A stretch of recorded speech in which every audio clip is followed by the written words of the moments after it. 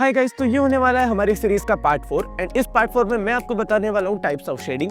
आपको basically shadings को कहाँ पर यूज करना है, कितने टाइप्स की शेडिंग होती है एंड कौन से शेडिंग को आप कहाँ पर यूज कर सकते हो, इन सभी चीज़ों के बारे में हम डिस्कस करने वाले हैं एंड टाइप्स ऑफ शेडिंग से आपके शेडिंग से रिलेटेड सारे डाउट्स क्लियर करने वाले हैं। तो चलिए फटाफट से स्टार्ट करते हैं बिना टाइम वेस्ट किए।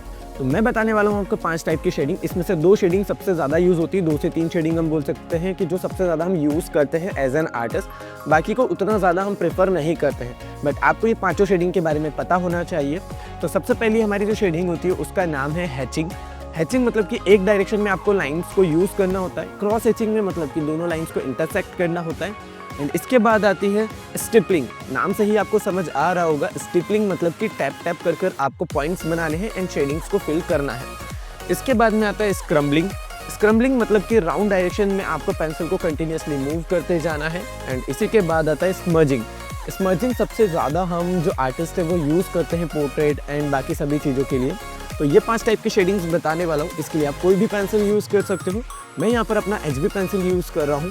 सबसे पहली शेडिंग को हम समझेंगे। पेंसिल आप शार्प यूज़ करोगे तो ज़्यादा बेस्ट रहेगा। आप कोई भी डार्क पेंसिल भी यूज़ कर सकते हो एंड कोई लाइट पेंसिल भी यूज़ कर सकते हो। सबसे पहले हमारी जो शेडिंग है उसका नाम है हैचिंग। हैचिंग जो शेडिंग होती है इसके लिए मैं एक बॉक्स बना लेता हूँ। सभी शेडिंग के लिए मैं एक एक बॉक्स बना लूँगा ताकि ईजी रहे हमें समझना। हम 5 टाइप की शेडिंग के बारे में जानने वाले हैं। फर्स्ट है हमारी हैचिंग। हैचिंग में आपको बेसिकली एक डायरेक्शन में सिर्फ लाइंस बनानी होती है एंड शेड को फिल करना होता है। लाइट टू डार्क भी आपको लाइंस के मोशन में ही शेड को दिख। हमने एकदम लाइट पेंसिल यूज़ की है HB, इसलिए भी बहुत ज़्यादा लाइट शेड दिख रहा होगा आपको। अगर आपको इसमें डार्क शेड करना है तो आपको लेयर्स में यूज़ करनी होगी या डार्क पेंसिल यूज़ करनी होगी। डायरेक्शन एक ही रखना है लाइंस का, इसे बोलते हैं हम हैचिंग टेक्निक। यहाँ मैंने अभी HB यूज़ की थी। इसी के साथ मैं एक और पेंसिल यूज़ करूँगा जिससे कि आपको लाइन ज़्यादा अच्छे से विजिबल हो पाएगी। इसे बोलते हैं हम हैचिंग टेक्निक, जिसका हम बहुत ज़्यादा यूज़ करते हैं लाइफ पोर्ट्रेट के लिए, स्टिल लाइफ्स के लिए, शेड्स को आइडेंटिफाई करने के लिए। एंड इसके बाद में आती है क्रॉस हैचिंग, जिसके लिए मैं वापस से हमारी HB पेंसिल का यूज़ करूँगा। जैसा कि आप समझ गए होंगे हैचिंग एंड क्रॉस हैचिंग में हैचिंग करना है, पहले हमें एक डायरेक्शन में लाइंस बनानी है एंड इन्हें इंटरसेक्ट करना है ताकि ये क्रॉस हो जाए, और इसका नाम हो जाएगा क्रॉस हैचिंग। इसका भी हम बहुत ज़्यादा यूज़ करते हैं स्केचेस में। सेम डार्कनेस के लिए आपको अलग पेंसिल का यूज़ करना होगा, एक पेंसिल में नहीं दिखा सकते हो डार्कनेस।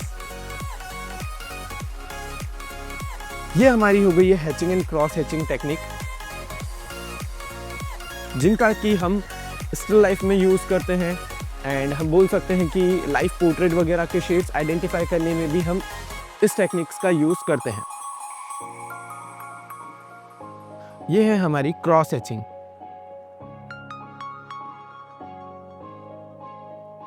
क्रॉस हैचिंग के बाद में हमारी जो क्रॉस हैचिंग के बाद में जो हमारी नेक्स्ट शेडिंग है वो है स्टिपलिंग।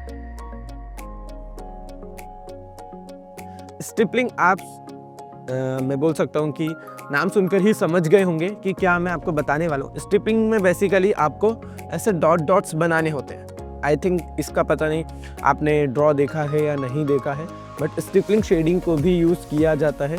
बहुत सारे आर्टिस्ट इसे कैरी करते हैं लाइफ टाइम, बट बहुत सारे आर्टिस्ट होते हैं जो कि अलग अलग शेडिंग्स को भी कैरी करते हैं, अपनी अपनी शेडिंग प्रेफर करते हैं।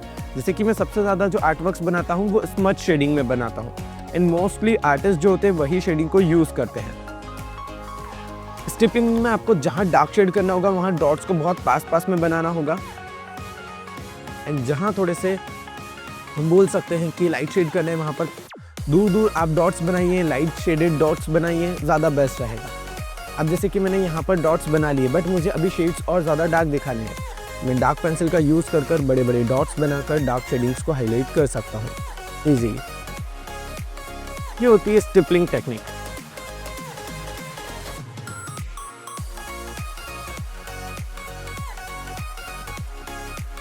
इसे हम मर्ज कर देंगे लाइट शेड के साथ।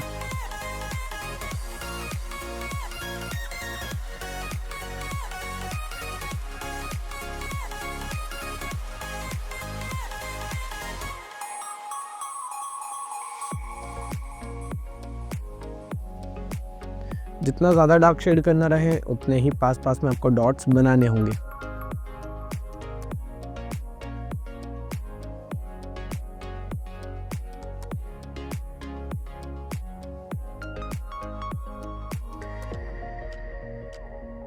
ये हो गया स्ट्रिपिंग टेक्निक।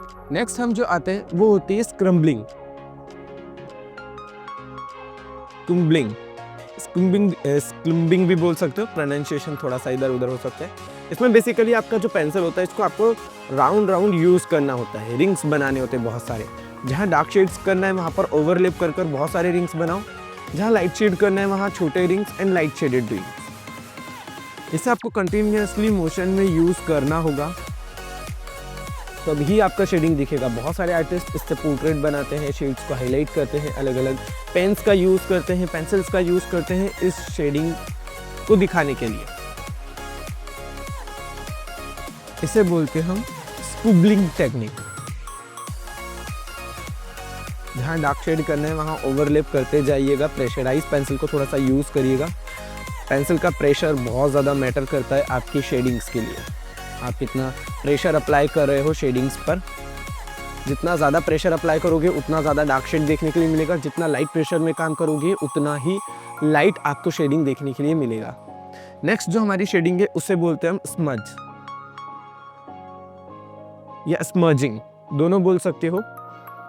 स्मजिंग टेक्निक का सबसे ज़्यादा आर्टिस्ट यूज़ करते हैं पोर्ट्रेट्स में और स्टिल लाइफ्स में एंड और भी अदर चीज़ों में, जिसमें कि हम एक डायरेक्शन से शेडिंग करना स्टार्ट करते हैं, ओवरलैप करते हुए अच्छे से हम शेडिंग करते हैं, कंटिन्यूसली मोशन में चलता है हमारा pencil dark to light shade के लिए। फर्स्ट शेड हम लाइट पेंसिल से करते हैं एंड फिर डार्कनेस के अकॉर्डिंग हम अदर पेंसिल्स का यूज़ करते ही हैं। एंड इस शेडिंग को ब्लेंड भी किया जाता है। ब्लेंडिंग के लिए आप paper stump, earbud, tissue paper, cotton या फिर मेकअप ब्रश का भी यूज़ कर सकते हो। मैं प्रेफर करता हूँ मेकअप ब्रश, क्योंकि पर्सनली मुझे मेकअप ब्रश का शेड ब्लेंडिंग में ज़्यादा अच्छा लगता है। ये देखिए, इसे हम डार्क टू लाइट आगे के साइड ब्लेंड करते हुए ले आए हैं।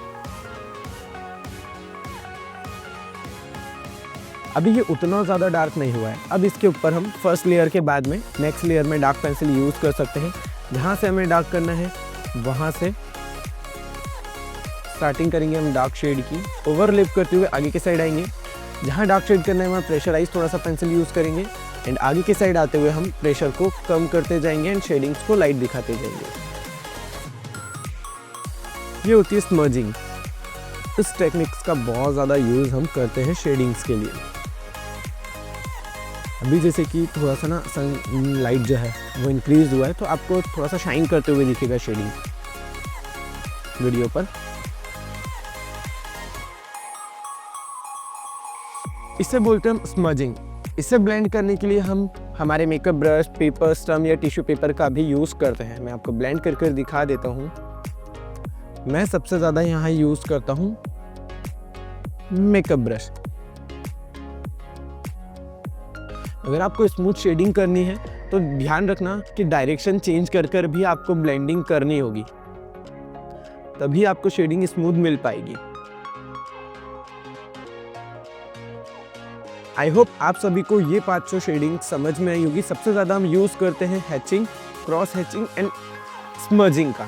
इन्हीं शेडिंग से हम पोर्ट्रेट्स को, स्टिल लाइफ्स को हाईलाइट करते हैं। आई होप आप सभी के ये सारे डाउट्स क्लियर हुए होंगे शेडिंग से रिलेटेड।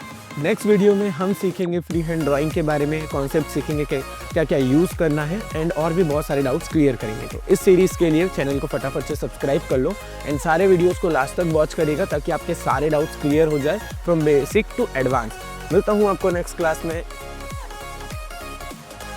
नेक्स्ट वीडियो में। तब तक के लिए सभी को बाय बाय।